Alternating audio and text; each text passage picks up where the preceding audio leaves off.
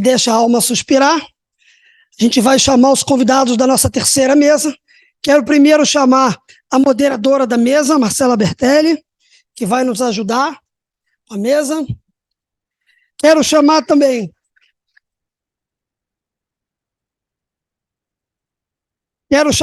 Leandro Medeiros, que é gerente-geral de Logística e Operações, e vai nos contar um pouco da sua experiência.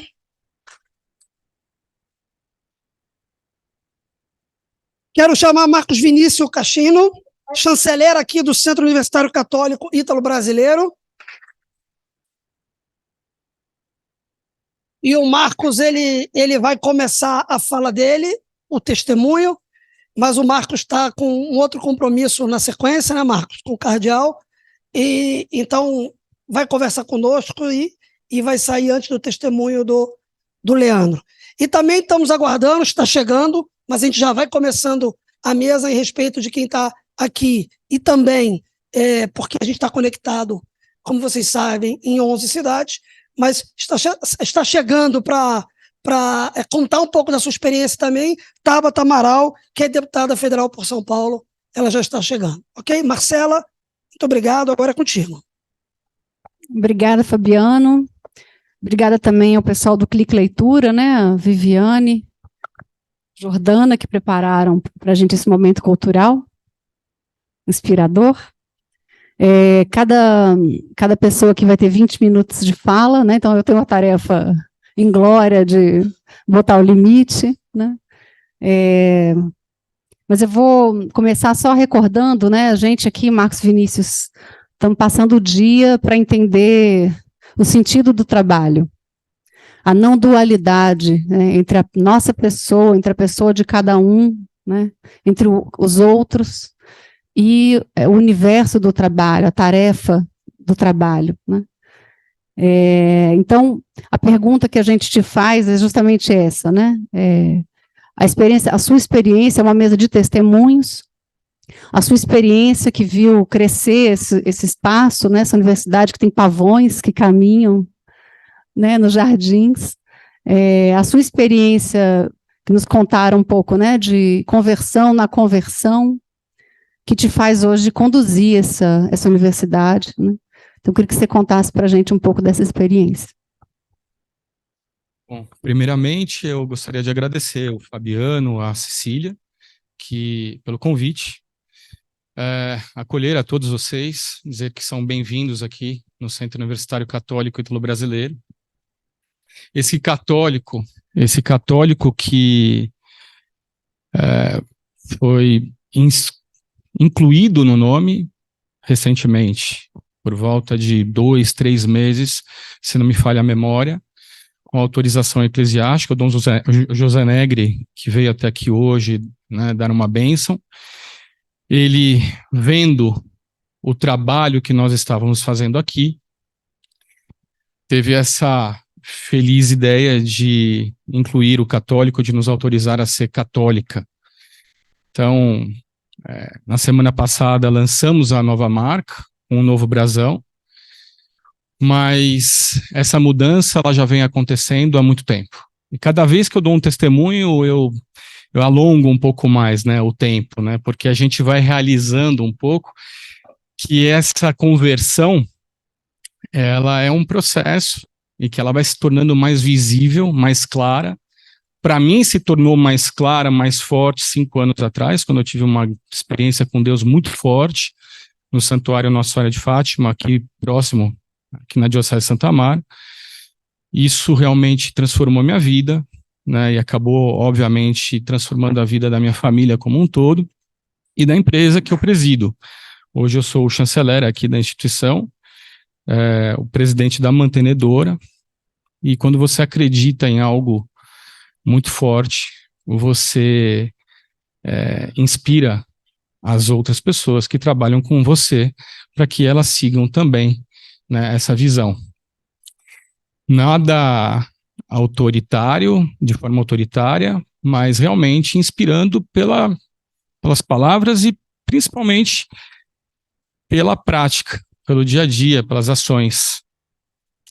Nós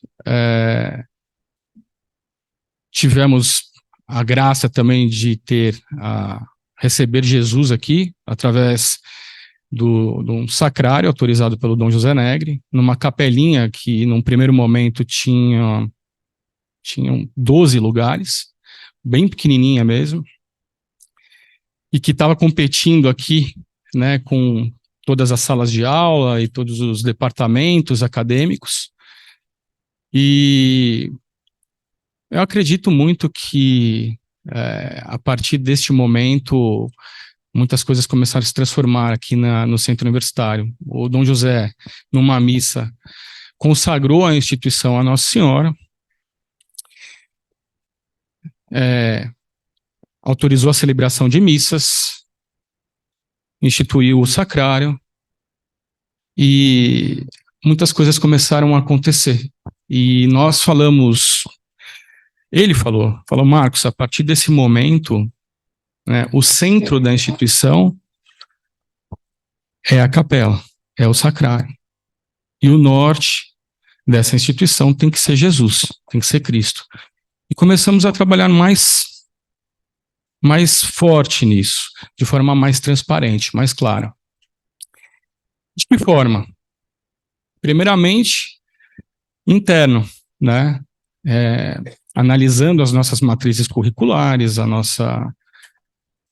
nosso conteúdo programático, verificando se tinha algo aqui dentro que iria contra a doutrina da Igreja Católica, e tinha, muitas vezes de forma velada, outras de forma explícita.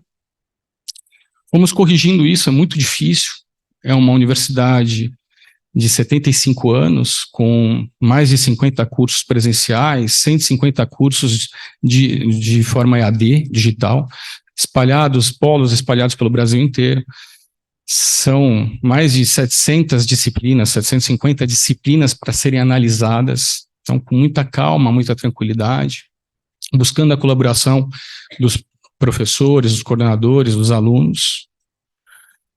E num segundo momento, preparando futuros professores para desafios como o nosso, só que externos, né?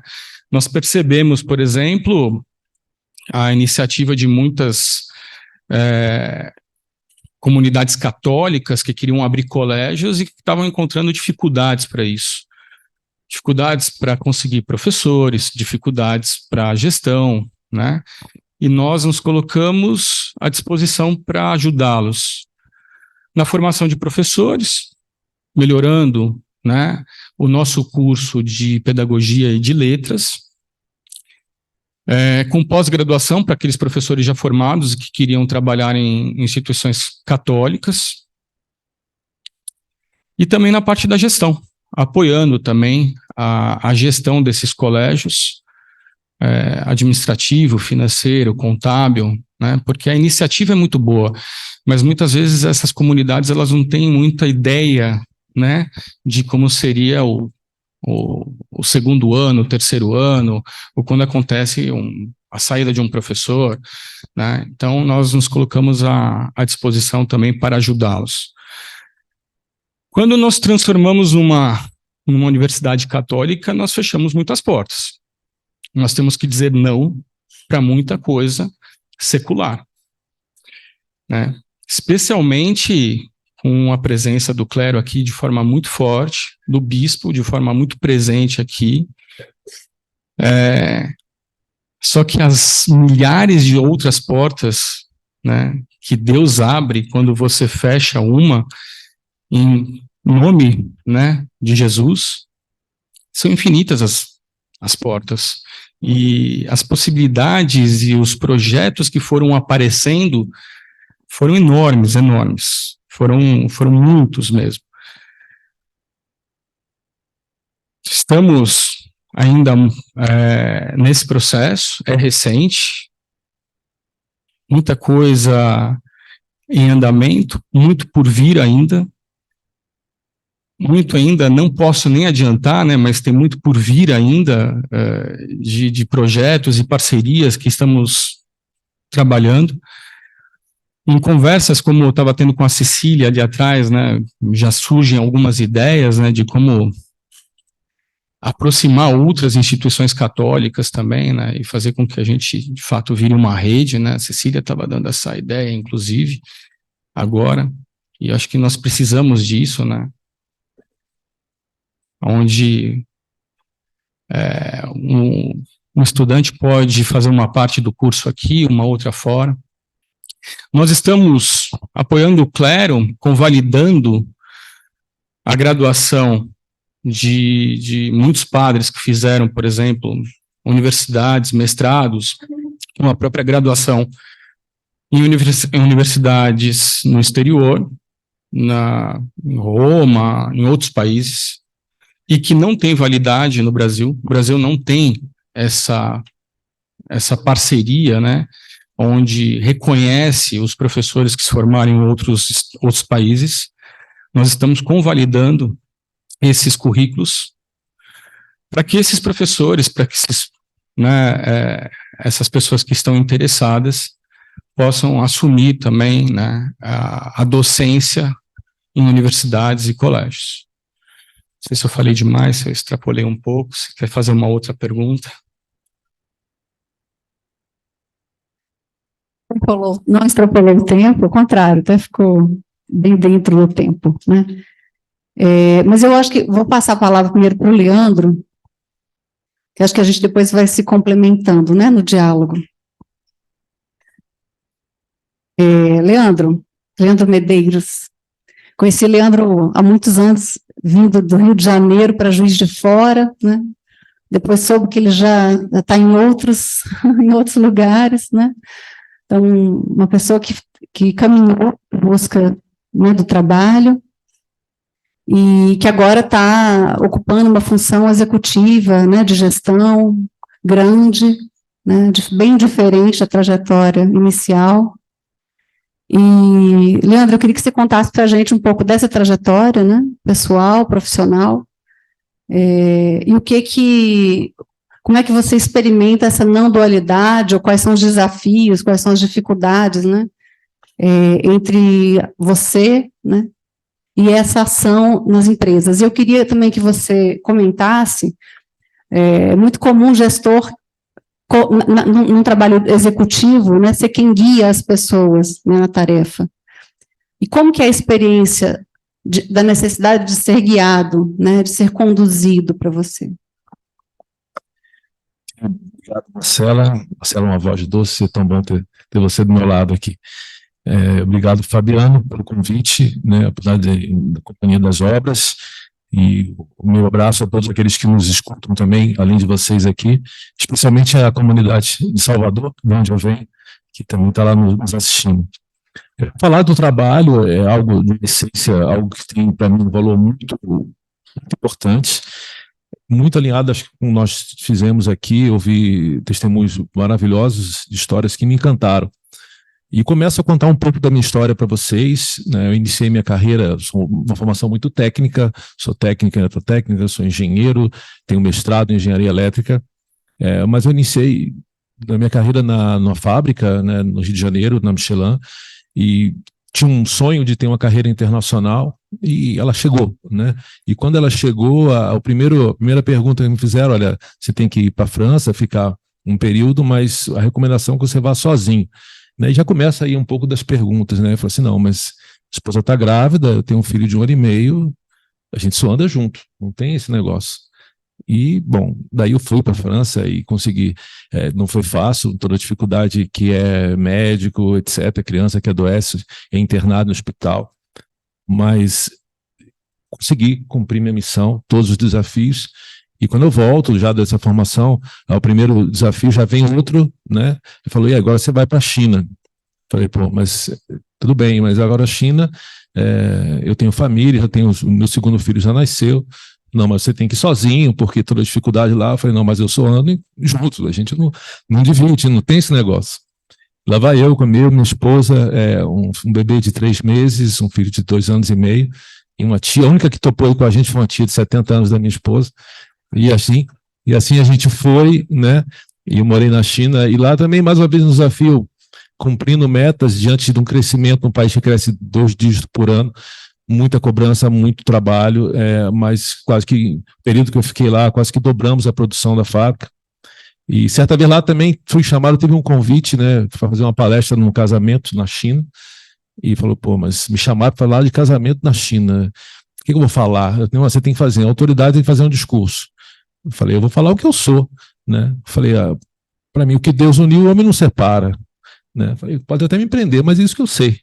E eu falei isso e falei, a vida de casado é muito difícil, mas é muito melhor que a vida de solteiro. E aí, quando eu volto para o Brasil, né, eu fui assim promovido, tinha uma equipe muito grande, já de mais de 400 funcionários, e nesse momento, né, também superando todos os desafios que eu tinha por ocasião, eu recebi uma outra missão de uma coordenação a nível América Latina, mas aí me ficou um vazio, né, porque eu não tinha equipe, né, é uma função técnica de gestão, e realmente me ficou um vazio muito grande, depois que você cria essa paixão de desenvolver pessoas e ter uma equipe que você vai guiar, né, e aí eu falei, não, e aí me vem um outro convite de um amigo que tinha trabalhado comigo para ir para Juiz de Fora, aí aparece Minas Gerais, né, eu sempre estava no Rio de Janeiro, e ele falou, poxa, mas Juiz de Fora é muito próximo, eu falei, dos filhos, está todo mundo estudando e tal. Ah, não, você vem sozinho, deixa sua família no Rio. Eu falei, mas gente, não ando sozinho, eu só ando com a minha família. E aí, assim, foi em agosto, né, de 2010, move todo mundo, minha esposa, meus filhos, para estudar a segunda faculdade dela, Escola dos Meninos. Eu iniciei uma bonita história em Minas Gerais, onde também conheci experiência do movimento que me apoiou, e também olhar cada um que me foi dado, né, nessa experiência eu cresci até uma função de gerente geral, com quase 1.000 funcionários em Minas, Rio e São Paulo, onde eu circulava bastante. E aí, no meio da pandemia, né, eu tive também um diagnóstico de câncer, e onde eu tive que fazer uma cirurgia, e quando a gente tem uma doença dessa, né, antes disso a gente se acha uma pessoa boa, uma pessoa que olha o mundo, que é cristão, e aí nesse momento você muda, porque aquela história de ir tão longe pode ter um fim, e a cura é apenas uma possibilidade, né? Mas no meio disso tudo, aí veio o desemprego, né? Eu fiquei desempregado, tinha 48 anos, 3 filhos, e para mim trabalhar começa aí uma pergunta sobre efetivamente o sentido, de que mais do que ter como subsistir, realmente todo dia, você tinha o hábito de sair, ganhar o pão de cada dia, você não tem mais, e aquelas pessoas, né, que dependem de você agora, né, além da sua família, né, e a gente conseguiu, né, esses 16 até o fim de 2021, cumpriram todas as missões, até eu passar a empresa que eu tinha, até eu concluir o projeto que eu tinha, eu não demiti ninguém, mas exigia eu dar um passo também, eu não podia continuar, e eu voltei para o mercado, dentro de um mundo que eu já não conhecia mais, que era o LinkedIn, que eram as entrevistas, que era, né, no meu início da minha carreira eu mandei 25 currículos lá em papel, né, nesse momento agora era tudo diferente, as entrevistas online, e aí começa a deparar com algumas situações, né, eu falei até agora de família,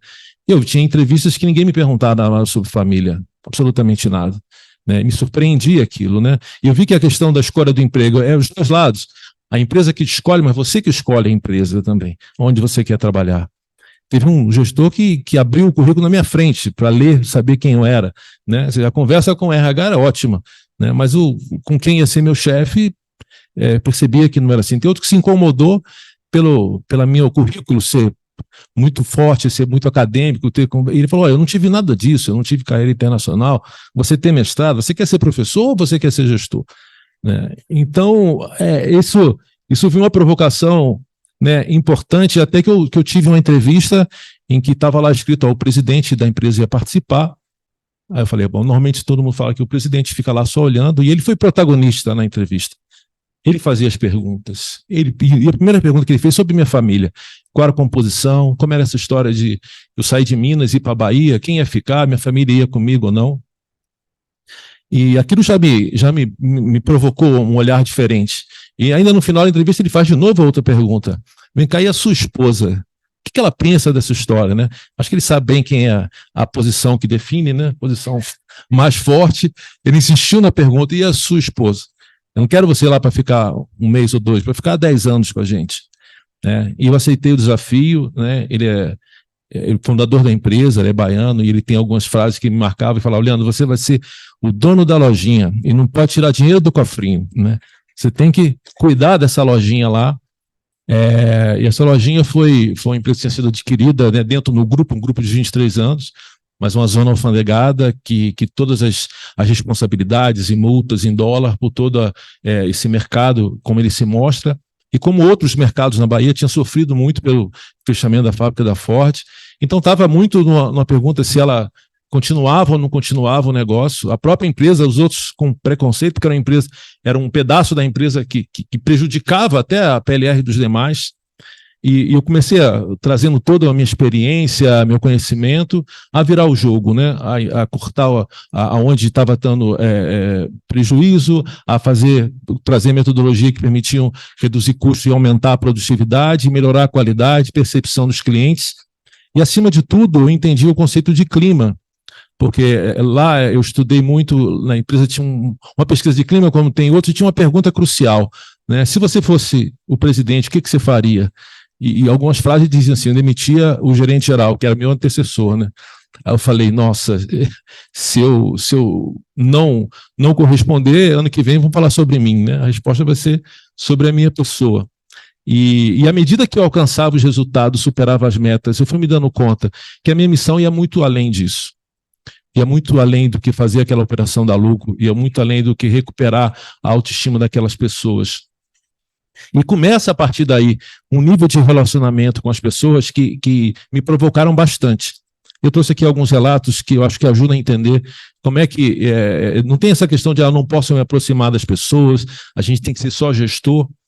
E eu começo falando aqui tem uma jovem, né, que era analista, já me pediu para ser demitida porque ela não enxergava a possibilidade de crescimento, com 8 anos de muita experiência, uma mãe solteira que queria sair para ser uma auxiliar de enfermagem autônoma, com toda a competência de alfandegado que ela teria. E a partir da conversa com ela, eu falei que ela não era uma boa opção, mas que eu podia ajudá-la, quebrando um requisito, que ela não tinha a formação superior, mas a gente conseguiu a promoção para ela, para que ela continuasse, tivesse recurso para estudar. E no final ela escreveu para mim assim, falando assim: você foi a primeira pessoa que enxergou a minha humanidade, que vai além do profissional que eu sou. E depois a supervisora, que tinha oriunda da Ford e estava nos ajudando, e já estava com prazo de demissão, ela escreveu para mim assim: venho de família pobre, que por vezes deixou de pôr alimento na mesa para pagar meus estudos. Já moramos numa casa que quando chovia alagava tudo. E a primeira coisa que a minha avó cuidava para que não inundasse era o meu material escolar. Eu retribuí cada atitude deles através do meu trabalho. Quando a Ford fechou as portas, eu fiquei pensando em como seria, porque eu cuidava de uma tia com depressão, um tio que acabava de descobrir um câncer, e o tratamento do meu avô também com câncer. Peguei um empréstimo altíssimo para conseguir dar conta de tudo. Eu pago até hoje. Mas feliz por estar conseguindo e mais feliz ainda pela oportunidade que me deu. Minha família ora por você, obrigado por tudo. Acabo de sair da igreja e você e eu, e hoje eu só vim agradecer a Deus pela vida e saúde, e agradecer por ter a honra de aprender com você sobre liderar pessoas. Peço que Deus continue te usando, Leandro. Essa semana te vi exausto, mas feliz, motivado. Você sempre será um exemplo para nós. Uma outra supervisora de atendimento me escreve: já estava desmotivada antes de chegar, já estava pensando em sair. Desejo que Deus abençoe sua vida, que você alcance os seus sonhos e que continue sendo esse ser humano e profissional diferenciado. É um privilégio podermos conviver com você, com a sua sabedoria e a sua forma de lidar com os conflitos. Ter um gestor presente, atento e humano, não é a realidade de muitos, e fomos agraciados com a sua chegada. Que Deus lhe retribua com muitas bênçãos para você e a sua família, e que Nossa Senhora os abençoe. Um outro dia, eu também fiquei muito tocado que uma empresa prestadora de serviço de limpeza, a líder deixou um bilhetinho para mim e escreveu assim: o papel de um líder não é de apresentar todas as grandes ideias. O papel de um líder é de criar um ambiente no qual grandes ideias possam acontecer. O senhor faz isso com excelência, né? E essa é a certeza de que a gente dá passos, fazendo o que tem que ser feito, mas criando condições para que as pessoas, a gente falou muito aqui de encontros, né, que possam se desenvolver, mas com gestos também, né, dentre os benefícios que a gente reviu lá, conseguir rever os benefícios, um deles que é muito caro, todo mundo que vai no Nordeste gosta de um bom café da manhã, né, nos hotéis, mas que a gente tinha lá um pão com manteiga. E eu falei, não, a partir daqui a gente vai ter que ter o mesmo que a gente tem, um café, um cuscuz, um aipim, né, uma batata doce, um ovo, aquilo que deixa a gente forte. E além de fazer a revisão, consegui a reforma de todo o restaurante, e no dia da inauguração eu fiz um convite que os gestores aderiram, né? Nós utilizamos a doma e fomos as serventes. No papel das cozinheiras, servimos cada um dos funcionários. E eles ficavam surpresos, falavam assim, olhava assim, de máscara, mas é você mesmo? Eu falei, hoje sou eu. Você vai querer frango ou carne? Qual é a sua opção? Né? E isso foi um gesto que me marcou. E por que eu consigo fazer essas coisas? Né? Vem a pergunta, de onde vem isso? Né? Acho que, em primeiro lugar, só gera quem é gerado. Né? Eu fui encontrado, eu fui olhado. Eu encontrei a experiência cristã que me ajuda, né, no movimento como a libertação, no trabalho, através de uma amiga que está aqui, inclusive, Adriana, há 28 anos atrás, eu perguntava, mas de onde vem essa tua alegria, essa tua felicidade? Ela falou, não, tem uns amigos que a gente se encontra, vem comigo. Então, esse olhar é possível quando a gente cria um ambiente assim. E teve uma outra pessoa também, um gerente mais experiente que eu, né, um mineiro que eu amo de paixão, que é meu compadre hoje, um gerente que era o cara mais respeitado que tinha na empresa, né? O cara que também batia todos os recordes e era mais amado. E eu, no início da minha carreira, talvez da minha ainda arrogância, de achar que eu venho da experiência que eu fui militar e tal, então, eu saindo do trabalho, e uma equipe fez fila na porta dele, e a minha equipe, eu olhei e falei, por que vocês querem? Não, eles querem falar com o chefe. Eu falei, o que vocês vão falar com o chefe? Vamos falar mal de você. Aí eu falei assim, não vão ouvi-los, né? Certamente. E no dia seguinte, acho que eu tomei a maior bronca da minha vida, né? E vi que essa simplicidade que a gente precisa ter, de olhar cada um que nos é dado, faz com que a gente tenha verdadeiro conceito de missão, né? E como o trabalho, ele pode nos dignificar a partir disso. Mas não é uma realidade de todos. Recentemente, um engenheiro da minha equipe, ele colocou a pergunta, né, um jovem, ele falou, Leandro, mas essa vida de diretor, de executivo, tantas viagens, será que isso vale a pena realmente? O que a gente vai deixar de ter de tempo com a família, com os amigos? Eu, olhando para ele, falava, olha, eu vi muita gente, muitos colegas que perderam a oportunidade, falaram que não viram os filhos crescer, falaram que destruíram famílias por conta do trabalho. Eu vou dizer para você, eu tenho pouco tempo, eu trabalho bastante, isso não tira essa realidade, mas eu sou muito feliz e realizado naquilo que eu faço. A colega fazia a provocação aqui no início da palestra, esse jovem, se ele falar, poxa, eu quero ter uma casinha, uma mesinha de madeira, eu vou te dizer, você vai ter.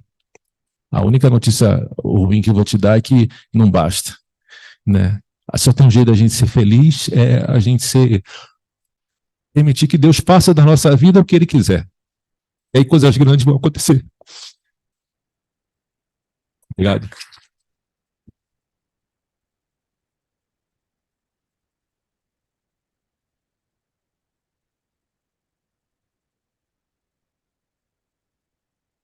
Obrigada, Leandro, pelo comovente testemunho.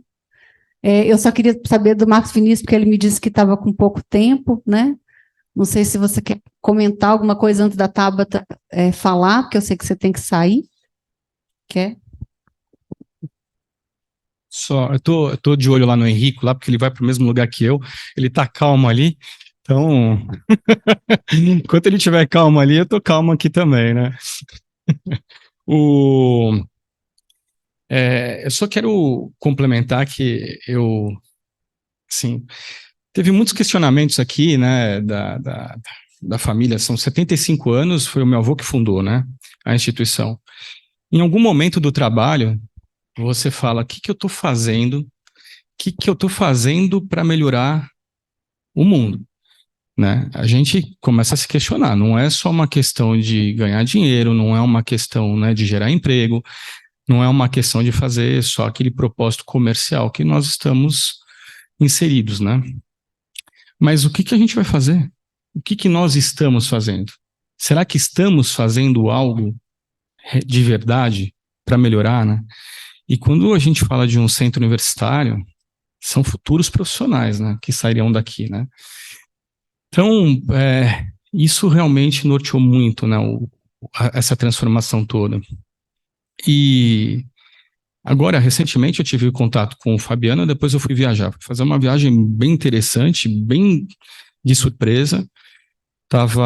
Faço parte aqui da Pastoral da Educação da Diocese de Santo Amaro, e recebi um convite para participar de um congresso lá na cidade do Vaticano com 200 reitores e mantenedores de instituições católicas da América Latina e do Caribe. Esses reitores se reuniram, se separaram em 4 grupos para discutirem temas contemporâneos, problemas que estão acontecendo na sociedade, como problemas de ansiedade, suicídio, ecológico, psicológico, social, econômico, etc. Eles debateram temas e depois nós nos encontraríamos com o Santo Padre o Papa para colocar a visão, né, em grupo ali, né, se reuniram em 3 pessoas por grupo, para colocar o que foi debatido e ouvir, né, o que o Santo Padre estava colocando. Interessante que no meio dessas discussões todas no meu grupo, foram levantados muitos temas, e eu fiquei me perguntando, fiquei me questionando, né? Puxa, a solução de tudo isso daqui está no Testamento. Está no Novo Testamento, está no Velho Testamento. Né? Eu comecei a me questionar, eu falei assim, porque a Ítalo, quando se transformou em católica, ela foi na contramão de muitas universidades. Eu comecei a me questionar e coloquei, a contramão é o caminho certo. Porque na minha visão, naquele momento, tudo isso acontece porque as empresas tiraram, né, se afastaram de Deus, né? Nós resolvemos fazer o contrário, incluir Deus na instituição, porque o amar a Deus acima de todas as coisas e ao próximo como a si mesmo, resolve todos os problemas sociais que nós estamos vivendo. O amor ao próximo evita 100% dos problemas que nós estamos vivendo, né? Tem todos os outros mandamentos ali, mas esses 2 são os principais. E isso realmente fortalece muito a gestão dessa universidade aqui, a seguir nesse caminho. Acho que é isso, queria me despedir. Tem um encontro agora, tem uma missa que eu vou participar lá na São Judas Tadeu, é o cardeal que vai participar, já tinha me comprometido, gostaria de ficar mais aqui com vocês, mas estão me esperando ali agora. Então, quero agradecer mais uma vez, parabenizá-los pelo evento, discutir, né, o sentido do trabalho, acho que é muito importante, de fato, porque durante muito tempo eu sabia, né, sempre meus pais eles me questionaram, né, você vai querer trabalhar com educação? Eu sempre quis, eu nunca pensei em sair, porque meus pais também eram educadores, ou meu avô, mas eu também sempre senti que faltava uma peça. E, recentemente, eu encontrei essa peça que estava faltando e me completei, né? Acho que hoje, realmente, eu estou muito feliz naquilo que eu faço. Obrigado.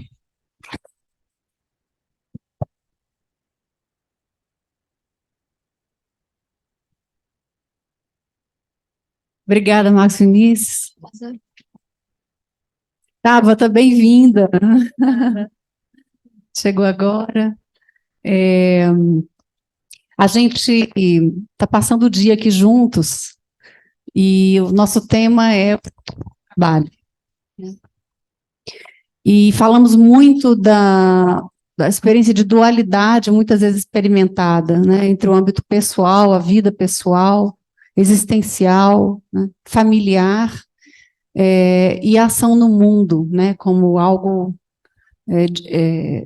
distante, né, ou difícil de viver plena, inteira, né.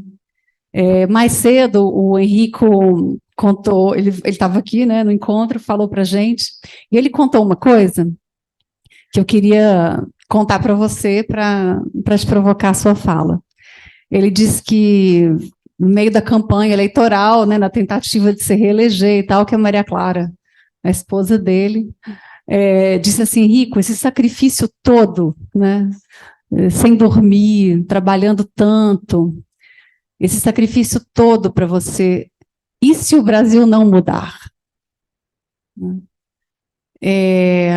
A gente acompanha, né, a sua trajetória, seu cotidiano ali, pela rede social, e sempre me impressiona, eu sempre acompanho muito os argumentos que você traz nos votos, né, nas escolhas, nas decisões, nas opiniões, e independente de concordar ou não, né, sempre me impressionou a sua inteireza nos argumentos, né, a sua forma de justificar a partir de diálogo, a partir da experiência pessoal, profissional, da sua trajetória, o fato de você ser uma mulher na política, né?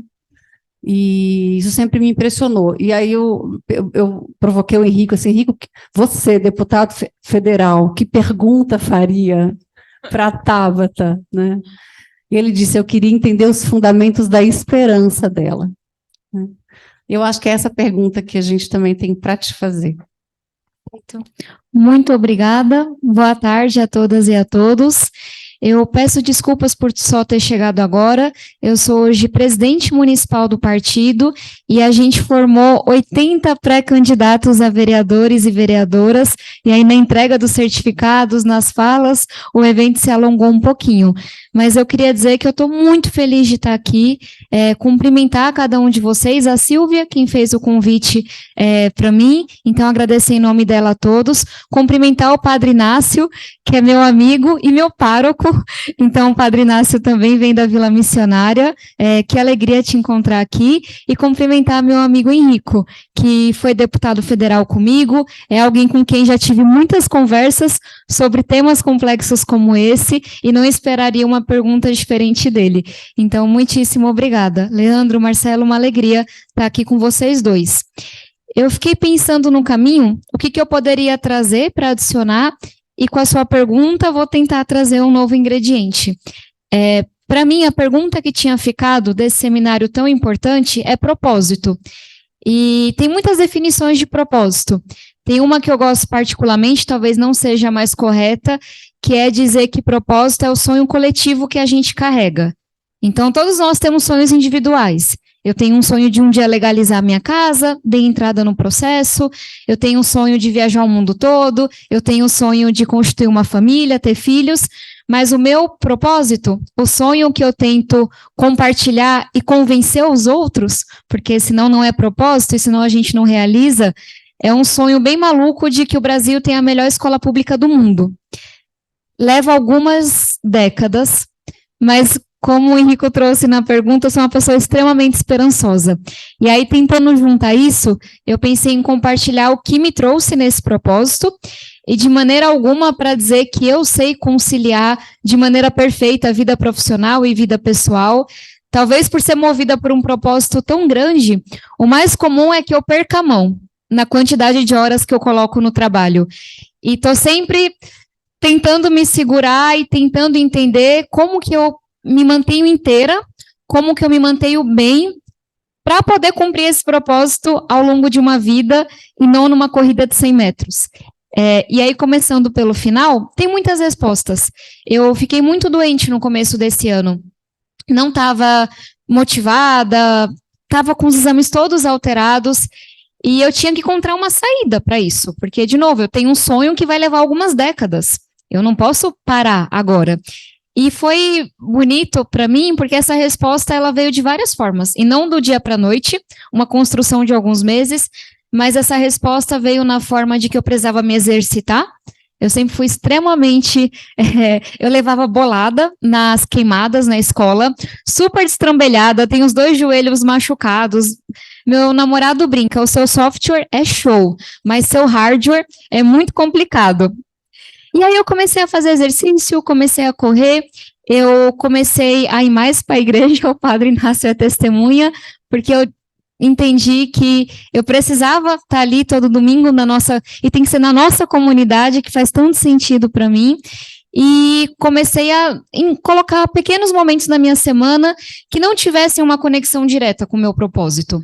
Porque a dificuldade de quando você é tão apaixonada pelo que você faz, é que você olha para a sua agenda de domingo a domingo e não tem absolutamente nada que não tenha a ver com aquilo. E a gente não consegue se alimentar, e a gente não consegue ficar de pé. Então, quando todo dia eu coloco 1 hora no começo do dia, que geralmente é às 6:30 da manhã, às 6 da manhã, perdão. Tá certo, eu falo muito rápido e ando muito rápido também, é um problema. Hoje a Dani me falou isso, que ela veio de tênis porque ela sabia que ia andar do meu lado. Mas, tentando falar um pouco mais devagar, quando eu coloco aquela 1 hora de manhã para fazer uma atividade física, quando eu coloquei na agenda, eu bloqueei. Por isso que eu estou indo mais à missa, padre, que não pode marcar nada domingo de manhã. Quando eu coloco que eu vou ter que fazer uma coisa com algum amigo, seja comer uma pizza, seja tomar um café da manhã junto, essa é a forma que eu tenho de virar para o meu propósito e dizer que isso é tão importante para mim que eu preciso estar bem, que eu preciso estar inteira. A parte do dormir é um pouquinho mais complicada, mas então comecei pelo final para dizer que esse é um grande aprendizado, que a gente vai com muita ânsia. E eu tenho muita ânsia de que as coisas sejam diferentes. Eu sou muito acelerada, como vocês podem ver. Mas é um aprendizado de que essas pequenas pausas, bem entre aspas, esses pequenos momentos que não vão para a agenda, que não tem a ver com o trabalho, eles são fundamentais para a gente estar inteiro nas outras coisas. É o almoço com a minha mãe e com o meu padrasto todo domingo. Então, é esse aprendizado. Começo pelo final para dizer que estou longe de ter a resposta, mas vem sendo um ano de grandes aprendizados nesse sentido. E aí, falando desse propósito que me draga tanto e que me move tanto, eu tenho que voltar para a nossa vila missionária. Eu sou filha de 2 nordestinos, minha mãe é baiana, meu pai era paraibano, que assim como muitas famílias vieram para São Paulo em busca de oportunidades. Minha mãe para estudar, meu pai para trabalhar. Quando chegaram aqui, se depararam com uma realidade bem diferente do que eles esperavam, por diferentes razões. Minha mãe, assim que chegou, ficou em trabalho análogo à escravidão, e ela não tinha essa expressão formal que eu uso hoje, mas isso é muito comum, infelizmente, da menina que chega da Bahia, é posta para trabalhar numa casa de família, não recebe 1 centavo por isso. Essa pessoa dessa casa proibiu minha mãe de ter contato com os irmãos, e todo o dinheiro que minha mãe conseguia tinha que parar nas mãos dela. E aquilo foi o maior balde de água fria que minha mãe podia receber para os seus sonhos. Não foi para isso que ela veio para São Paulo. E aí, quando minha irmã conseguiu libertar minha mãe dessa situação, ela, na sequência, engravidou de mim, muito novinha. E aí não foi acolhida pelo meu pai biológico, foi expulsa de casa, abandonou os estudos para me criar. Então, esse sonho todo que minha mãe carregava de estudar foi cortado. E minha mãe não terminou os estudos no primeiro momento. E aí conheceu o meu pai, que escolheu ser meu pai, o que talvez tenha sido a maior bênção que Deus me deu, porque eu nasci com um pai, meu pai conheceu minha mãe grávida, e meu pai era uma pessoa extraordinária, mas que carregava algumas doenças que ainda não são tratadas como doença. Meu pai era alcoólatra, e a gente insiste em querer tratar o alcoolismo como se fosse uma questão de força de vontade, e é uma doença. Quando a gente fala de uma dependência química, a gente está falando das químicas que existem no cérebro que estão completamente em descompasso.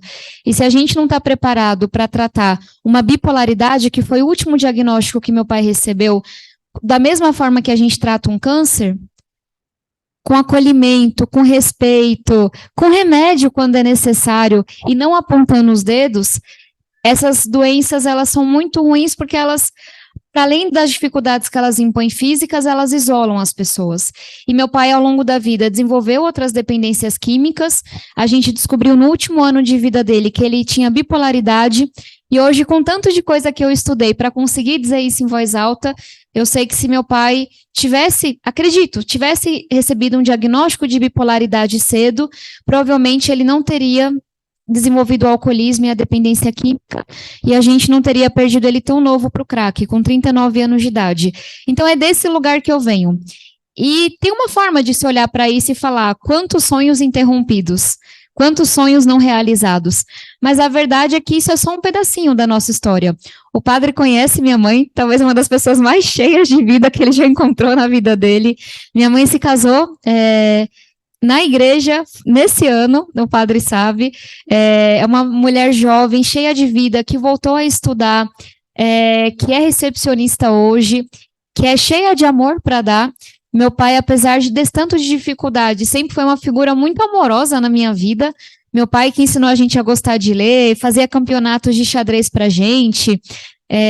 Eu lembro que eu sempre tive umas ideias meio doidas. E eu pequenininha virei para ele e falei, pai, eu quero morrer. E é aquele desespero, né? Minha mãe, minha filha, não fale isso. Aí eu, não, é que eu tenho que fazer uma pergunta para Deus. E eu não queria morrer, eu só queria fazer a pergunta para Deus. E meu pai, que era um pouquinho doido como eu, soube lidar com aquilo e falar, minha filha, tem outras formas de falar com Deus. Tem outras formas de você responder esse tanto de perguntas que você tem na sua cabeça. E, apesar desse tanto de dificuldades, meus pais realizaram os sonhos que os trouxeram a São Paulo em mim e no meu irmão. Minha mãe, ela sempre fala, eu formei meus 2 filhos na faculdade. E ela é apaixonada por São Paulo, porque, apesar desse tanto de coisa que ela enfrentou, foi aqui. E aí eu trago esse contexto todo, porque a educação que ela fez na minha vida, eu vejo hoje que foi a realização de alguns sonhos que pularam uma geração, por assim dizer. E, para mim, isso veio de algumas formas. Pela dependência química do meu pai, as pessoas eram muito rápidas em apontar o dedo pra gente. Tios, vizinhos, e falar, esses meninos vão ser drogados igual o pai, não vão dar pra nada. E a forma inicial que minha mãe respondeu a isso foi enfiar a gente na igreja, que era a forma que ela tinha de tirar a gente da rua. E, inicialmente, minha mãe foi para a igreja por conta do alcoolismo do meu pai. E foi... Enfim, eu fui coroinha, acólita da infância missionária, TLC, Joes, ministra da Eucaristia, da liturgia, tudo que vocês puderem imaginar. E a igreja era pra gente, para além da religião, para além da questão espiritual, que é a mais importante, mas era onde a gente tinha lazer. Era onde a gente fazia gincana no feriado de carnaval. Foi por meio da igreja que eu fiz uma das minhas primeiras viagens para a cidade de Assis, para depois ir para a Jornada Mundial da Juventude em Madrid. E ter aquele oásis num contexto de muita violência, eu vi ser assassinado um vizinho, o filho de uma amiga da minha mãe, um rapaz que fez um prezinho comigo. Então a gente sabe que a periferia é um lugar de muita ausência, de muita violência. Mas não era isso que a gente tinha na igreja. Era as gincanas, era a catequese, era o poder compartilhar, falar de sonhos. Eu lembro que a primeira pessoa que eu vi que trabalhou, juntou dinheiro e foi fazer um estágio foi a Crislene, que é uma pessoa da nossa igreja. E falar, tem como se contar outras histórias, tem outras possibilidades aqui. E aí, enfim, o tempo foi passando, eu sempre muito nerd, eu ganhei o concurso bíblico da paróquia com 12 anos de idade, não era para crianças, então sempre gostei muito de estudar, mas a gente sabe que na escola pública gostar de estudar não é suficiente. Então, chegou um momento que eu voltava para casa na hora do intervalo porque não tinha mais professor. Isso que sou nascida e criada aqui em São Paulo. E aí, essa coisa que eu tinha da curiosidade, do gostar de ler, de fazer perguntas, de ser super ativa, só veio ter uma conexão com a educação formal quando uma professora de matemática da rede estadual decidiu nos preparar para as Olimpíadas de Matemática de escola pública. Para a gente ver o quanto que um sonho que a gente sonha para uma pessoa pode mudar a vida de uma família inteira e a gente não consegue nem imaginar onde aquilo vai parar. E ela preparou a gente, eu ganhei uma medalha de prata e um aluno mais velho uma medalha de ouro naquele momento, ganhei uma bolsa em uma escola particular, o Etapa, e foi aí que eu vim conhecer São Paulo. A gente sempre ia para a cidade, que era 25 de março, comprar tecido para bordar. E aí, na época, o Padre Natal levava para a Itália para vender os bordados para a gente. Eu vendia no intervalo na escola. Então, esse era o nosso mundo. E aí, de repente, eu passo a saber o que é um Parque Ibirapuera, o que é uma Avenida Paulista. Mas mais do que isso, na escola privada, todo mundo falava de faculdade. Todo mundo assumia que você ia fazer o vestibular. E eu nunca nem tinha ouvido falar desse tal de vestibular, dessas faculdades que a gente poderia fazer. E aí foi que começaram a me fazer uma pergunta: qual é o seu sonho? Que faculdade você quer fazer? E eu não tinha a menor ideia do que eu ia responder, porque não tinha referência, eu nunca tinha pensado. E aí eu participei de uma Olimpíada de Astronomia e comecei a responder que eu ia ser astrofísica. Eu não tinha a menor ideia do que fazia um astrofísico, mas minha resposta impressionava. Eu tinha uns 13 anos de idade. E aí, eu vou ser astrofísica, eu vou ser astrofísica.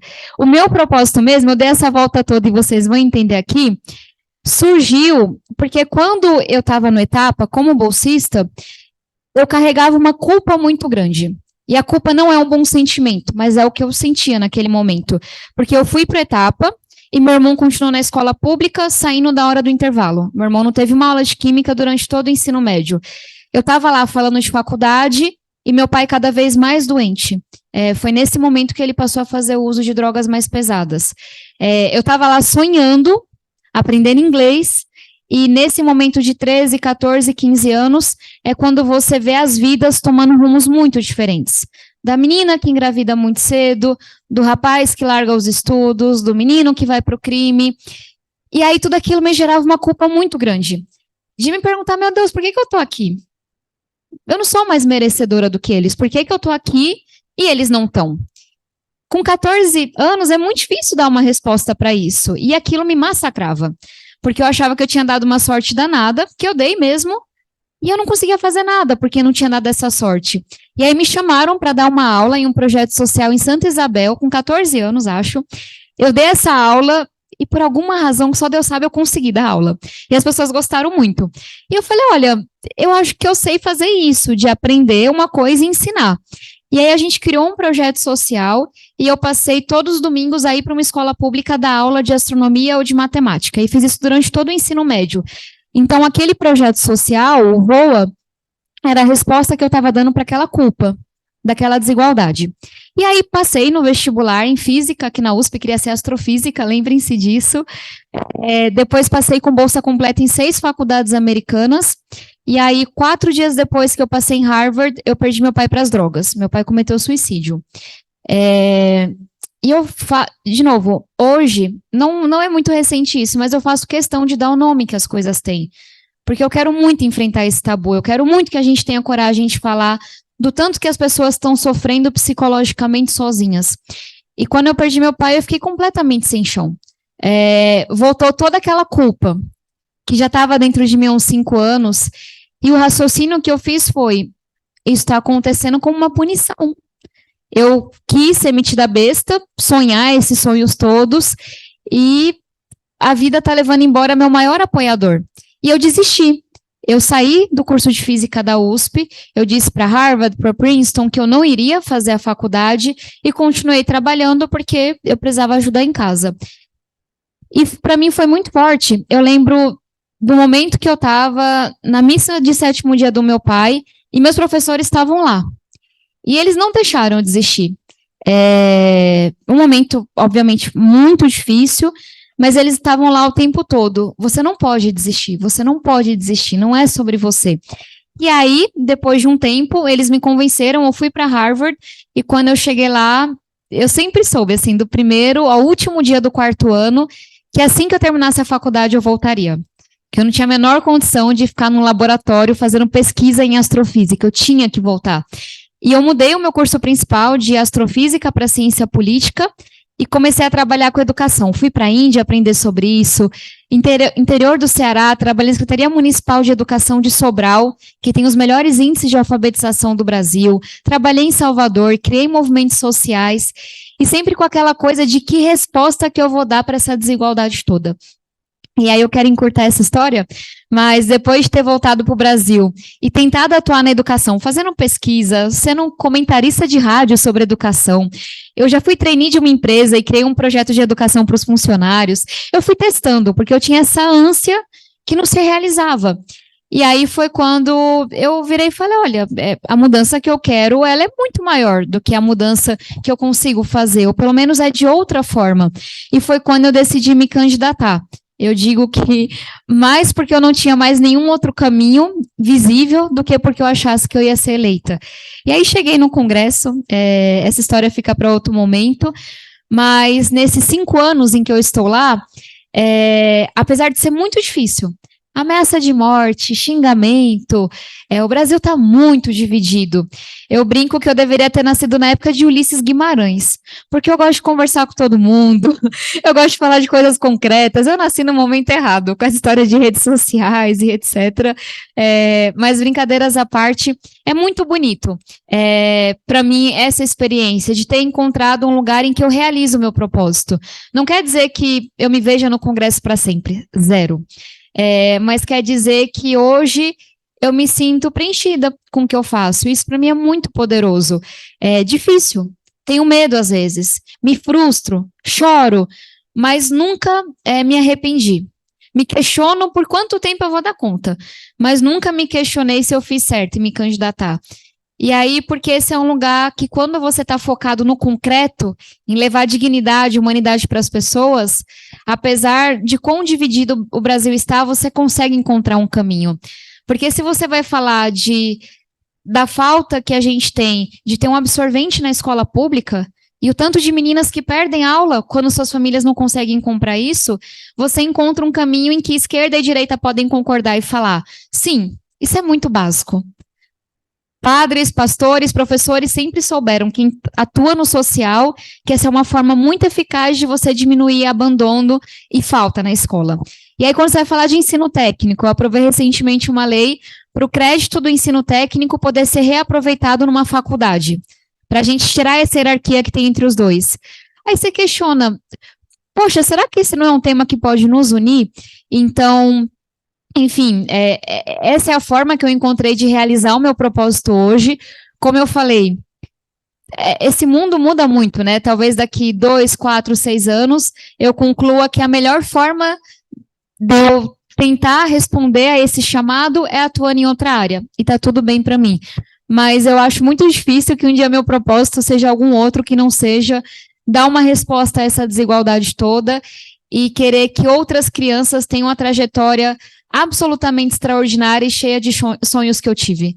De viajar o mundo todo, competir em dezenas de Olimpíadas, estudar, sonhar, porque eu acho que isso é muito rico, é você olhar para cada criança e querer que, independente de onde ela nasceu, dos pais terem se formado ou não, dos seus contextos mais difíceis, virar e falar, essa criança é detentora de sonhos.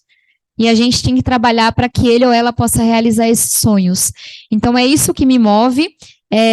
Vou ajustando a rota de vez em quando, eu geralmente erro a mão, justamente por acreditar muito nisso, mas para mim é muito gratificante, e eu sou muito grata a Deus por ter um trabalho que me preenche, só isso, que eu falo, por hoje tá bom, por hoje eu acho que essa é a melhor coisa que eu posso fazer para responder esse propósito. E não quer dizer que a gente acerte sempre, a gente erra e tem que mudar a rota, mas eu acho que sonhar esse sonho coletivo é muito especial, porque você nunca está sozinho, sozinha também.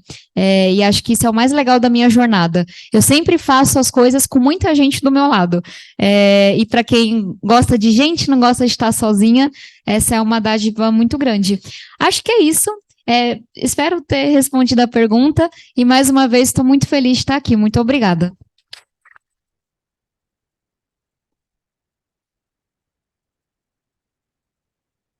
Gente, só lembrando que nós somos 250 pessoas conectadas também em 11 cidades, acompanhando aqui o fórum. Queria só lembrar que na página da CDO, cdo.org.br, vocês podem acessar o link de WhatsApp para enviar perguntas. Então, quem ainda não está no grupo de perguntas, pode entrar no site, conectar e enviar perguntas. E o nosso combinado agora é justamente saber as perguntas que estão chegando. Patrícia. Boa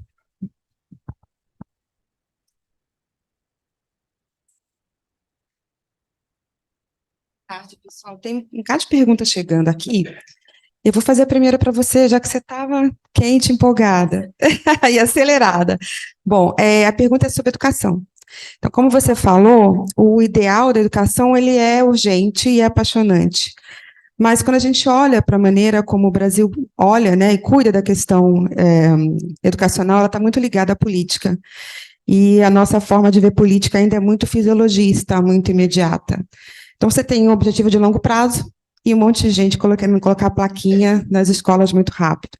Então, como é que você olha para isso e como é que é construir um propósito tão importante como você colocou, de longo prazo, num ambiente que ainda está conseguindo trabalhar muito pouco com a questão da coletividade?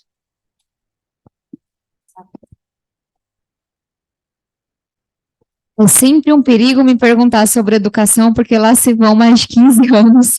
Então, eu tenho muita dificuldade de ser concisa e eu vou exercitar isso nesse momento. Acho que, primeiro, a forma como eu encaro a educação é uma forma muito integral, como não poderia deixar de ser. É impossível para mim pensar a minha trajetória educacional e não pensar nos meus professores. E professores que sonharam algo para mim muito antes de eu saber que aquilo existia, era uma possibilidade. Um professor que me inscreveu numa aula de química, no momento que eu nem sabia o que era química, uma professora que me inscreveu numa Olimpíada de Matemática, um professor que se deu conta que eu ia para a escola com fome e organizou vários professores para que todo dia eu pudesse ir num restaurante perto da escola almoçar. Então, se eu tivesse que resumir a forma como eu enxergo a educação, o papel dos educadores, é que a gente tem que sair dessa forma burocratizada, desrespeitosa para com as crianças e pensar como que a escola pode ser um local muito fértil para os sonhos, em que a gente olha para cada criança e fala, essa criança está cheia de possibilidades, o nosso papel é desenvolver isso. E se os professores não estão bem formados, não se sentem valorizados, não estão amparados, é muito difícil que eles cuidem de um outro ser humano. Então, boa parte da forma como eu enxergo isso entra na questão da formação docente, entra na questão da valorização, entra na questão da saúde mental dos profissionais da educação, que estão tão desamparados e com graus de sofrimento psicológico cada vez mais alto, especialmente depois da pandemia. E eu não preciso nem falar das tragédias que a gente enfrentou em Sapopemba, em Suzano, em outros locais aqui recentemente. Então, acho que esse é um ponto. E aí tem uma outra forma de entender que a educação requer uma boa aula de matemática, eu sou apaixonada por matemática, mas também requer outros componentes para dar certo, entre aspas. Eu brinco, como criança pobre, eu queria fazer balé, judô e natação. O que eu fazia era chegar em casa, limpar a casa, cozinhar para o meu irmão reclamar que o arroz estava aguado, bordar e não tinha espaço para isso. E eu acho que a escola pode ser esse local em que a gente tem uma aula de teatro, em que a gente tem uma aula de natação, em que a gente tem uma aula de empreendedorismo, em que a gente busca a formação do ser humano como um todo, e não naquela coisa específica. E aí talvez um terceiro elemento, escola para mim é sobre comunidade. E a gente vem se distanciando cada vez mais desse conceito. Uma escola cuja comunidade está inteirada no processo, é uma escola segura. É uma escola que ninguém vai entrar para roubar os cabos, os computadores. Tem estudo mostrando isso. Porque aquela escola é de toda a comunidade. E se alguém tentar fazer alguma coisa errada, a Dona Maria vai bater na pessoa. Eu já vi isso acontecer. Mas não é um processo fácil de você criar. E aí tem muita coisa que a gente pode fazer. Trazer a comunidade no final de semana, trazer cursos técnicos para as escolas públicas, para que os adultos também entrem ali dentro. Então, de novo, eu penso em educação 24 horas por dia, 7 dias por semana, há muitos anos. Então, estou tentando resumir. Mas eu quis trazer esses conceitos que são menos óbvios, porque se a gente encarar a educação como um processo rígido, a gente não vai entender o que está acontecendo. A gente não vai entender porque cada vez menos os jovens querem se formar no ensino médio. Cada vez mais a violência está imperando. Então, eu ficaria com essas 3 coisas. Entender a centralidade de um educador, educadora, que dá conta de enxergar cada ser humano que está ali, entender a educação como esse processo integral em que a gente fala de sonhos, em que a gente fala de resiliência, em que a gente fortalece o ser humano que está ali também, e pensar nessa questão da comunidade. Uma comunidade que vê na sua escola o local mais bonito do bairro, o local em que os sonhos se realizam. É fácil, não é? Eu sou hoje presidente da bancada da educação do Congresso, tenho 35 coordenadores entre deputados e senadores, porque a gente tem que debater pessoas com deficiência, inclusão, tem que debater ensino técnico, tem que desenvolvimento docente. Então, não vejam minha fala como simplificando algo que é complexo, mas sim como dizendo que o português e a matemática são essenciais e eu não negocio com isso. Mas todo o entorno importa muito. uma coisa, acho que comum das falas de vocês dois é ter vivido ou experimentado durante, né, a vida um espaço comunitário, né? Quer dizer, a comunidade não é só a ação na comunidade, fazer em prol da comunidade, mas ter sido forjado, né? O Leandro também conta isso, dentro de uma companhia, de uma comunidade, né? Você diz da igreja como esse lugar que te construiu uma pessoa esperançosa, né? E o Leandro conta da experiência dentro da empresa, como que ele faz uma experiência comunitária, né? E parece uma coisa contraditória, aliás, né? Comunidade é uma coisa, empresa é outra, né? Escola é outra, a escola, lugar da disciplina, né? Quer dizer, como se fossem experiências distintas, né? Eu acho que isso é uma grande riqueza, e eu queria que vocês dois aprofundassem um pouco essa perspectiva, né, do ser comunitário. Depois chegou mais pergunta. Vamos seguir com essa depois, Patrícia.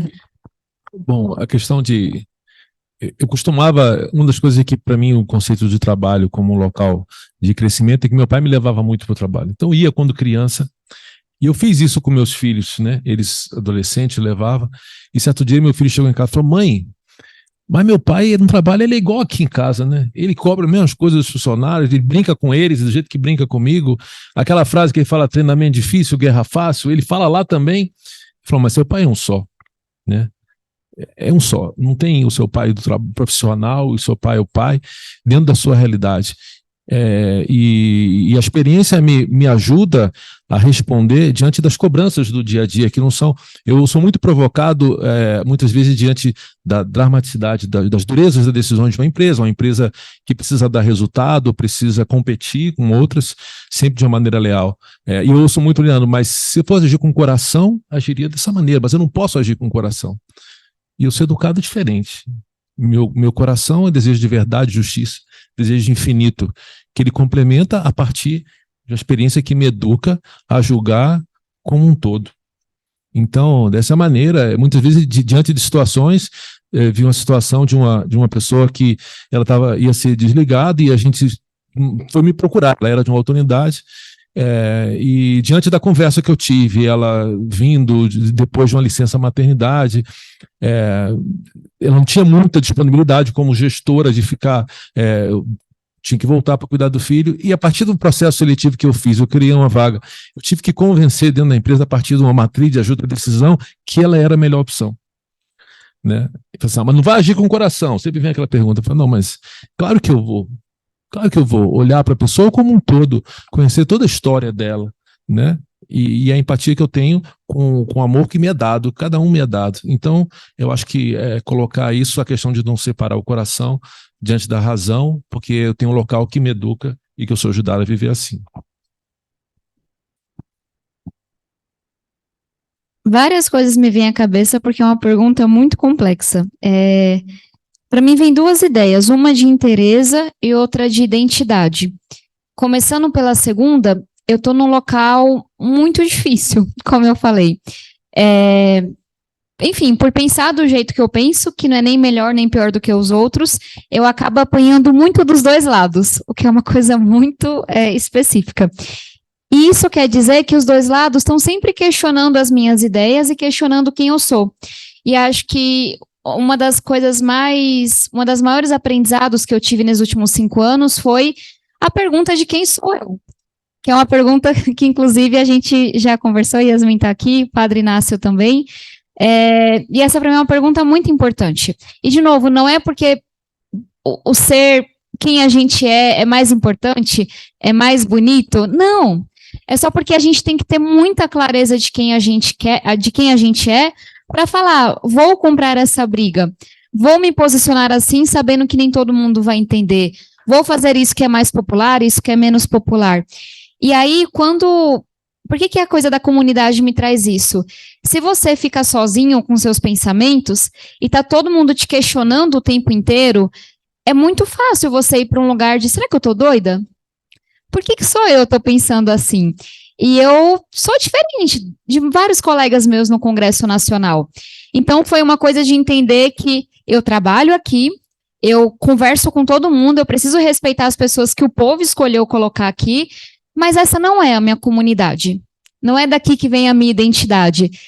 E tá tudo bem eu pensar bem diferente dessas pessoas, tá tudo bem eu me posicionar de forma diferente. Então, quando eu falo que meu aprendizado nesses últimos 5 anos foi colocar a missa na agenda e não deixar ninguém tirar, não importa quão importante é o evento que está no mesmo horário, foi voltar cada vez mais para os meus amigos de mais tempos atrás e colocar eles na minha agenda e falar, uma vez por semana eu vou ter uma refeição com alguém que me conhece há 10, 15, 20 anos de idade. Porque é isso, nesse mundo de redes sociais, de coisas superficiais, de polarização, tudo que a gente está vivendo, para mim, voltar a entender quem eu sou nessa comunidade, que aí é a Vila Missionária, é a minha família, são os meus amigos, é Harvard também, é tudo isso junto e misturado, vem sendo muito importante. E aí é uma coisa meio doida, né? Porque cada vez eu conheço mais pessoas mais diferentes. E cada vez eu quero estar mais tempo com as pessoas que me conhecem há mais tempo. E talvez seja uma coisa que tenha a ver com envelhecer, afinal de contas já estou nos 30, mas desculpa, eu precisava fazer essa piada. É só porque é sempre uma piada a minha idade, mas talvez seja porque eu aprendi que as pessoas que sabem quem você é no dia a dia sabem muito mais sobre você do que quem envia um voto seu nas redes sociais e acha que sabe absolutamente tudo. Então, é uma coisa que os mais velhos sempre nos ensinam. Ter amizades e pessoas que te conhecem há muito tempo te ajuda a saber quem você é, te ajuda a saber para onde você quer ir. De novo, não é para dizer que você é melhor, não é para dizer que seu grupo é melhor. É só para a gente ter muita inteireza e muita coragem de ser quem a gente é.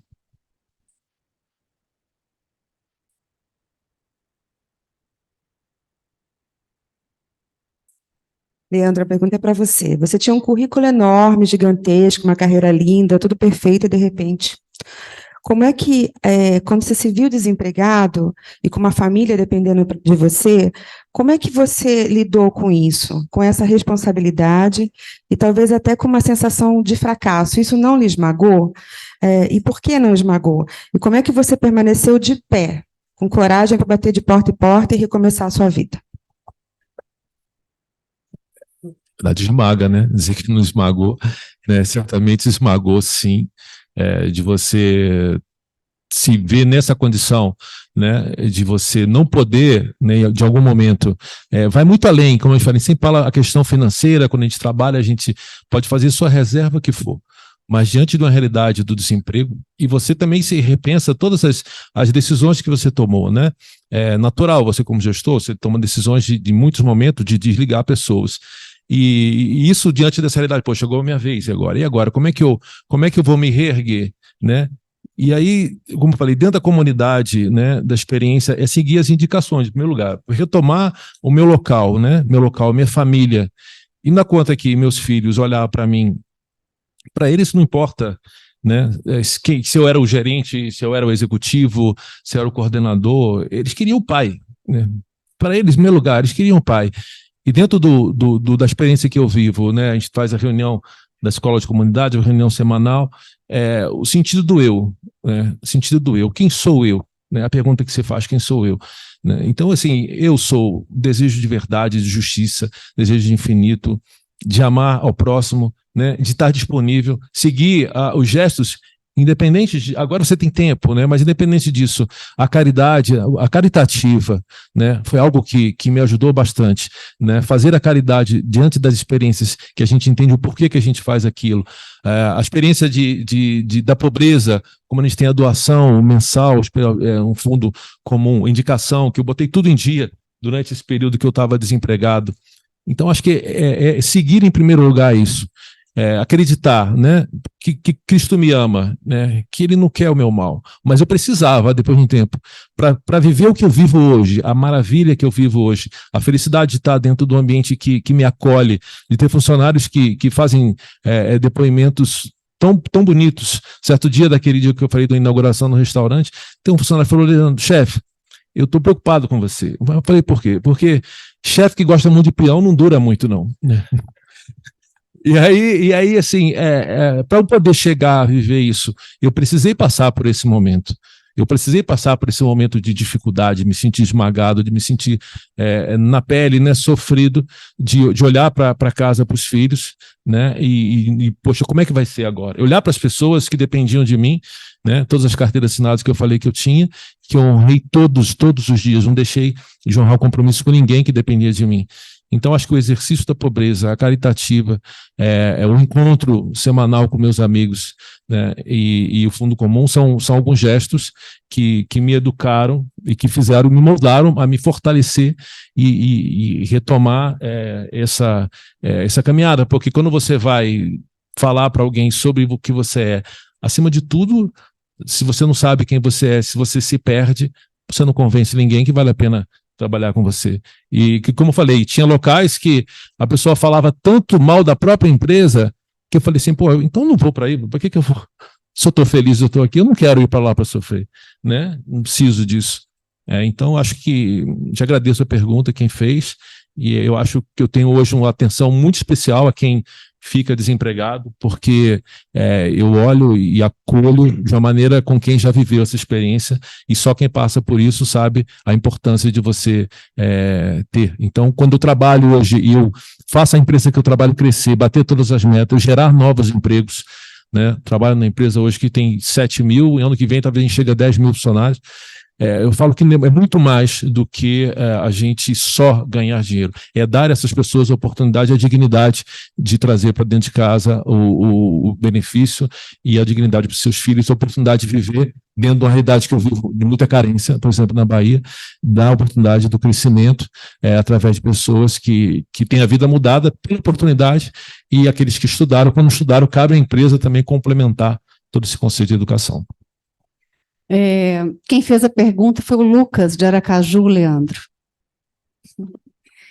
A gente está finalizando, né, a mesa, e aí a Patrícia vai trazer uma última pergunta. E eu queria propor que vocês, né, é uma pergunta para a Tabata, não é isso, Patrícia? E eu queria propor que, logo mais, quer dizer, a gente finaliza, vocês também fazem uma conclusão depois da pergunta. Pessoal, como sempre, tem muita pergunta que chegou aqui e que não vai dar tempo de fazer, mas elas serão respondidas por eles, tá? Tabata, a pergunta que chegou é assim: você falou de um tema discutido no Congresso, no qual você se perguntou, mas isso pode ser feito em unidade? Então, a pergunta é: como construir a unidade no ambiente da política? Como é essa sua experiência? Como tem sido? Então, e aí, eu falei que era uma pergunta só, mas eu vou deixar encaminhado uma segunda pergunta, acho que para o Leandro, mas acho que vocês podem comentar. Uma pessoa que é empresária, ela está colocando uma questão que a gente falou pouco, né? A gente falou do desejo do coração, do relacionamento humano e tal, mas como lidar com aquela passada de perna no ambiente de trabalho, aquela traição que vem de onde você menos espera, a ação trabalhista de um cara que você cuidou bem? Ai. Eu acho que a gente está um pouquinho longe no Brasil de responder essa pergunta de como encontrar unidade na política. Mas eu posso falar do meu exercício diário. Tem uma coisa que é muito fácil detestar quem pensa diferente de você. E é muito fácil ter raiva dessa pessoa. E não quer dizer que às vezes eu não tenha raiva. Eu, enfim, não sou uma pessoa perfeita. Mas eu tenho muito respeito. E eu acho que isso leva para um outro lugar. Eu não preciso gostar da pessoa, eu não preciso achar ela demais, mas eu preciso respeitar, porque não é ela que está ali. São 100 mil votos, são as 100 mil pessoas que a escolheram. É a metade do país que escolheu aquela pessoa. E quando você coloca nesse lugar, aí para mim é óbvio que o respeito é o mínimo que eu posso fazer.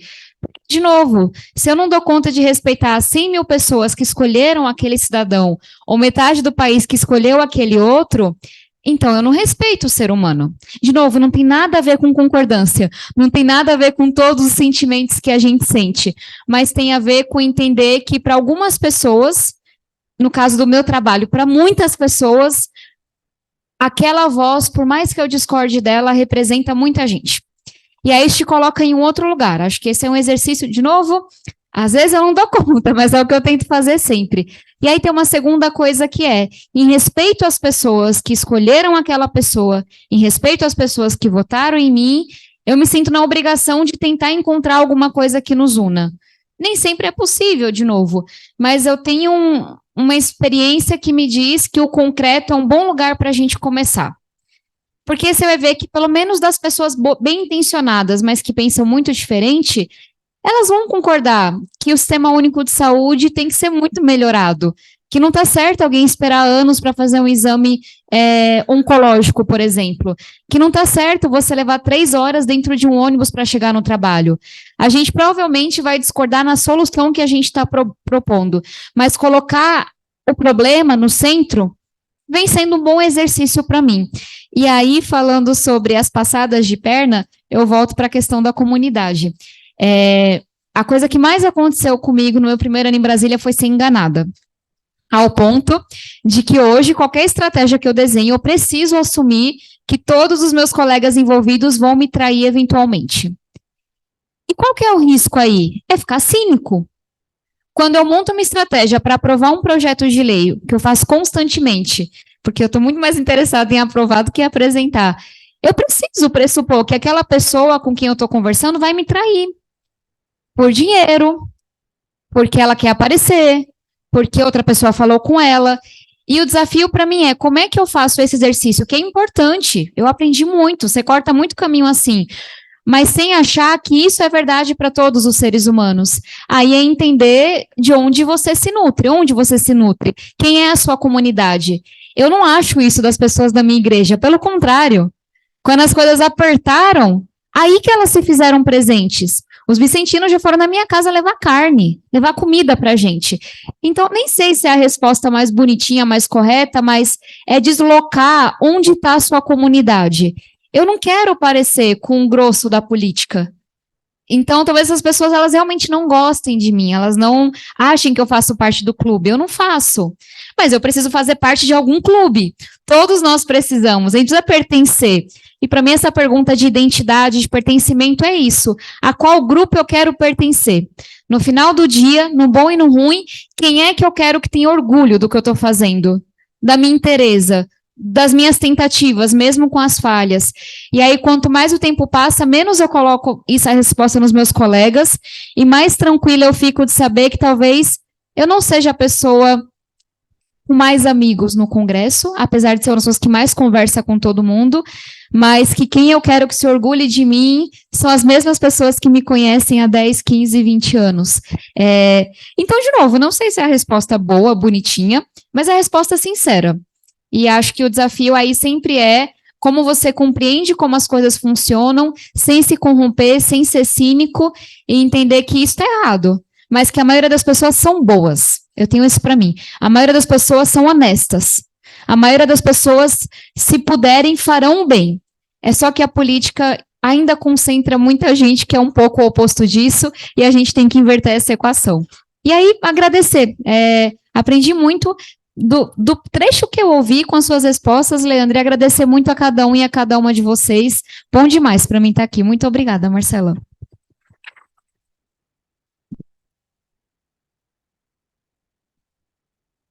Bom, pergunta mais uma bem provocadora, né? A questão de passar a perna. Eu vi uma expressão quando eu fui para a Bahia, o presidente falava para mim, Leandro, na Bahia tem empresário que gasta 100 mil para você não ganhar 1 milhão, entendeu?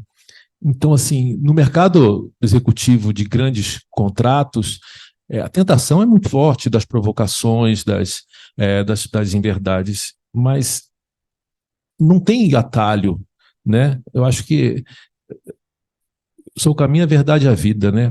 Somente por mim eu vou ao Pai. Então a gente aprende isso. Então eu tenho que seguir a verdade. E vou dizer que tem um preço às vezes para isso, né? Falando às vezes dentro da empresa. Eu vivi uma situação uma vez que foi pedido que fosse desligado um funcionário e veio uma ordem para desligar, eu quis entender o porquê. E quando eu fui saber o porquê, eu não concordei, né? Não era uma decisão política que tinha uma implicação que não era correta, que não era humana. Não era onde eu estou hoje, em outra empresa, mas aquilo de eu ir contra toda essa situação teve um preço. Isso na minha carreira me prejudicou, talvez a curto prazo, Mas o que adianta ganhar o mundo e perder a si mesmo, né? Eu acho que eu respondo dessa maneira. Então, não tem coisas que você toma a decisão que pode te custar. E eu falo isso com muita clareza do que eu já vivi nos meus 28 anos de profissão, né? Não conheço uma pessoa que não se arrependeu por se permitir viver numa condição de escravidão, por se permitir ser tratado com desrespeito, ou se permitir não ser valorizado, ou ter que mentir junto com alguém, né? Então, eu vou dizer que o caminho da verdade não é um caminho fácil, mas é o melhor e único caminho verdadeiro para a gente seguir. Então, se estude, se qualifique, se prepare e tenha bons resultados, porque aí você vai ter muito mais força para se impor pelos seus que as pessoas conhecem, percebem a verdade e a sinceridade com que a gente vive de maneira definitiva com o sentido do trabalho. Vou agradecer pelas contribuições. Estava lembrando aqui, Dona Lili, uma benzedeira lá do norte de Minas, benzedeira, parteira, raizeira, 21 filhos. E uma alegria, e aí um dia eu perguntei, Dona Lilico, eu quero ficar igual a senhora, me diz qual que é o caminho, né? Qual que é a dica? Falou assim, minha filha, eu não costumo dar conselho, não, mas eu vou dar 3. Primeiro, não pode curiar. Curiar é não se meter onde você não é chamado. Depois diz assim, não pode cortar a volta, não pode pegar atalho, tem que viver o caminho inteiro.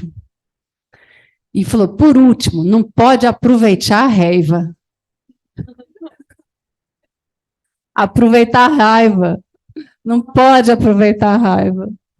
Muito obrigada.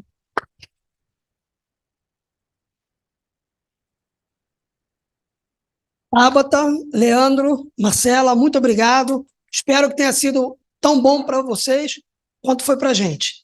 Agora eu quero convidar vocês a juntarem aqui para a gente tirar uma foto.